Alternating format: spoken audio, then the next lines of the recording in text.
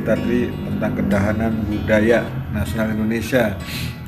Ini yang saya pikir merupakan isu yang menarik yang selama ini di sektor inilah pengaruh pendidikan asing ini mencabik-cabik dimensi itu. Saya mencoba mengambil sebuah logika berpikir sederhana berkaitan dengan latar belakang perkuliahan kita tentang manajemen, yaitu tentang sebuah setting, sebuah pengaturan, sebuah sistem yang dibentuk untuk mencapai sebuah goal. Nah, bicara tentang setting, pengaturan, saya berkeyakinan bahwa ini adalah setting yang dibuat oleh kelompok tertentu. Dalam istilah sederhana, saya sering membahasakan kelompok yang mempunyai kekuatan dahsyat di era globalisasi ini adalah para elit global. Para elit global itu orientasi berpikirnya adalah keuntungan, keuntungan. Dan seharusnya para petinggi kita, para petinggi negara, para praktisi pendidikan yang berusaha menjaga tentang ketinggian nilai-nilai Nusantara ini harus tanggap tentang pola-pola apa yang dilakukan mereka. Dengan apa? Memperkuat sistem dengan mentreatment, menanamkan nilai sehingga konflik-konflik yang terjadi, gesekan-gesekan nilai itu secara sistemik akan terantisipasi oleh nilai itu sendiri. Jadi logika sederhananya begini, ketika kita itu dalam posisi yang lemah, itu pasti kita akan bisa dikendalikan. Bukankah kemiskinan itu mendekatkan kekufuran ya? Harus diakui bahwa walaupun Indonesia ini kaya raya, tetapi saya melihat bangsa kita itu masih punya mentalitas sangat miskin.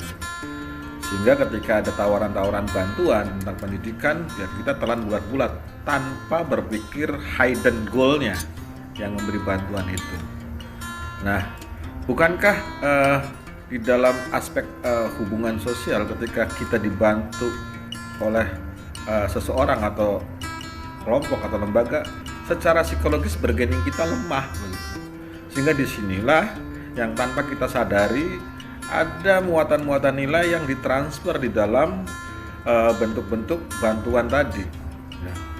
Nah, inilah yang saya rasakan bahwa kedalaman nilai-nilai Nusantara itu mulai luntur karena apa yang kita konsumsi dari materi-materi pendidikan itu rata-rata berorientasi pada kiblat barat atau elit global tadi, sehingga